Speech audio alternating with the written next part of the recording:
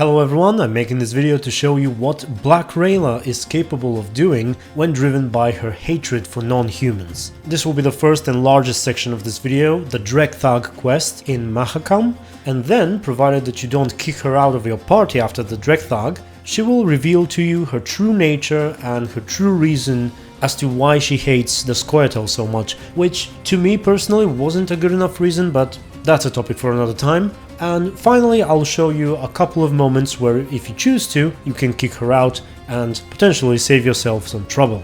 I leave you with the video itself now, and if you do enjoy it, consider giving it a like.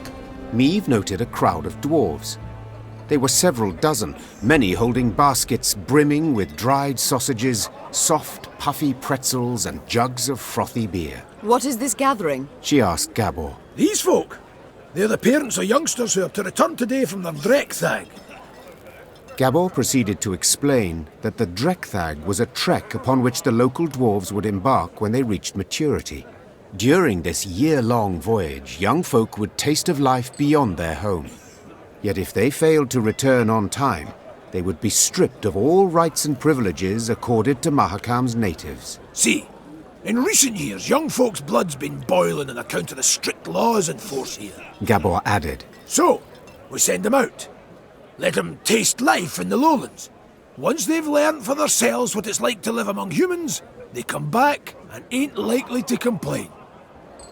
Customarily, only a few dwarves ever decided to remain in the valleys for good. That year, however, was different. Deadline's the morrow, and 40 Drek Thaggers still haven't returned. Their parents now worried if some misfortune had not befallen them. The Mahakam guard had sent out patrols to the near reaches of the valleys. They returned not having seen anything distressing, while the humans living at the foot of the massif had been largely unwilling to talk. The guard captain, a dwarf with a fiery red beard, removed his helmet, wiped the sweat from his brow, and addressed Meave. Your Majesty, we need to find our youth. Perhaps you'd be willing to go out and search. Human folk are more like to tell you if they saw anything out of the ordinary of late. Naturally, there'd be something in it for you too. One could say I myself have lost a son. Meave gripped the captain's hand firmly. And I know well the pain that comes. I shall do all in my might to spare you at least that. Meave set off, the hopeful gazes of the dwarven parents bidding her farewell. The Queen sent a scout ahead. Sometime later, she heard his horn. 3 blasts. 2 short, 1 long. An ambush! Meave expected to combat beasts or robbers. Yet upon her force descended warriors with squirrel tails attached to their helms. Scoia'tael. As soon as the battle had come to an end, the prisoners were brought before the Queen. All, without exception, were dwarves, and all looked to be youthful dwarves. Mystery solved, muttered Meave. In fact, these were the missing Drek Thaggers. Instead of returning home, they had enlisted with guerrillas fighting for non-human rights. But what had prompted so drastic a decision? I was impatient. Wanted badly to turn 50. I couldn't wait to see human cities. Vitsima, Tretogor, Novigrad, said one of the dwarven prisoners while pressing a bandage to a bleeding wound. And you know the welcome that awaited me there. I was spit upon and called names. I saw ghettos, massacres. And how was I to go back to the mines after that? We must fight while we still can. Before the humans come to cut us down, we must tell the rest of ours the same. Pull all Mahakam into the fight. Meave's soldiers stood waiting for her to protest, to accuse the dwarf of lying. But the Queen could not pretend she did not understand why the dwarf had taken up arms. Without entering into a discussion, she ordered the prisoners taken to be tried and judged by their kin and elders. Along her way, Meave heard cries. She rushed to see what the ruckus was about. Upon seeing Black Rayla spattered with blood, she expected the worst. Reynard could only confirm the Queen's fears. She entered the wagon unnoticed. The wagon carrying the prisoners.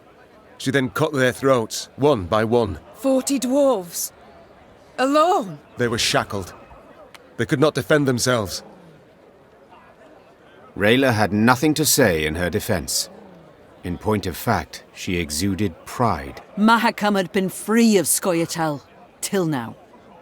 We'd have done all a questionable favour by bringing back a wagon full of enraged youth wearing squirrel tails. They'd have posed as martyrs for a just cause. They'd have shown off their scars and persuaded the clans to make war on humans. All that deserved to be nipped in the bud. Meave could see the blood rushing to Reynard's head.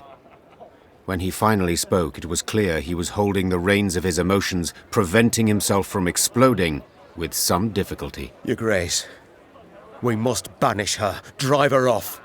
This was in no way ordinary insubordination. This was a grave crime.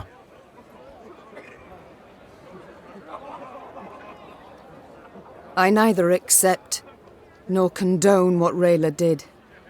Yet, there is a war on, and she is one of the best warriors I have under my command, said the Queen. Naturally, I shall punish her, but I cannot banish her. Reynard opened his mouth to say something, but upon spotting Rayla's scornful smile, he turned on his heel and marched off without a word. He was later seen in the mess tent, drinking alone, his eyes fixed on the bottom of his tankard. The Lyrians remained silent throughout their return. Upon spying their downcast eyes and somber means, the dwarves awaiting the return of their offspring dispersed to their homes, leaving baskets full of treats in the snow. No one asked any questions of Meave. Luckily so, as the Queen would not have known how to answer. What did they do to you, Rayla? What happened to make you who you are? Elves and humans, they can interbreed, but you must know that. My mother was an elf, making me half of one. We lived in a hamlet, and all around us knew. The other children would bully me, beat me, spit in my face. No, why? Because they feared the scoia'tael. But powerless, fully aware they could not defend themselves, they took their fear and shame out on me. The scoia'tael sow a hatred and terror between the races, and that will not change. It will not disappear, as long as their bloody rebellion continues. War's nearly over. What will you do? Where will you go? The war against Nilfgaard, perhaps, but others drag on, and will continue to do so. What do you mean? What war will persist? Scoia'tael survivors still hide in the forests. Yes, but I've heard they retreat to the east.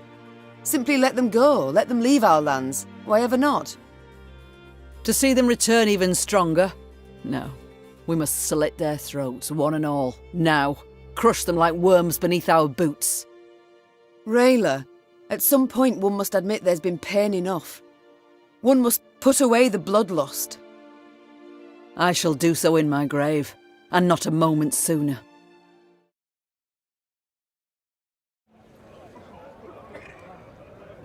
Rayla, 'tis a fine line that separates a soldier, a warrior, from one who commits murder, said Meave. That line you crossed today. You are to leave my ranks immediately, and never do I wish to see you again. Rayla said nothing.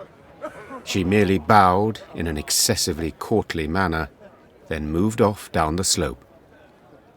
Yet even once she disappeared, a clear red trail remained in the snow where she had passed. A trail of dwarven blood that had dripped from her armor.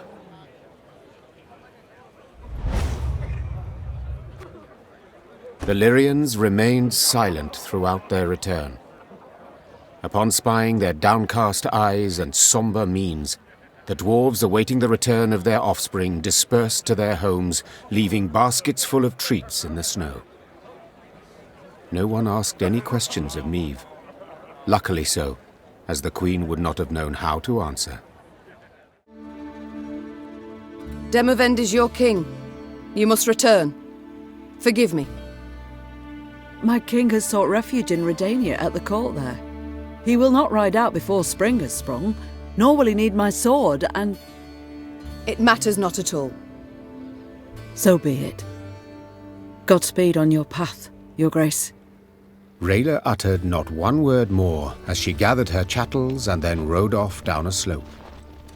Meave gazed after the warrior until a snowbank obscured the view, after which the Queen's company resumed its march, the Queen herself sensing relief, its source unknown.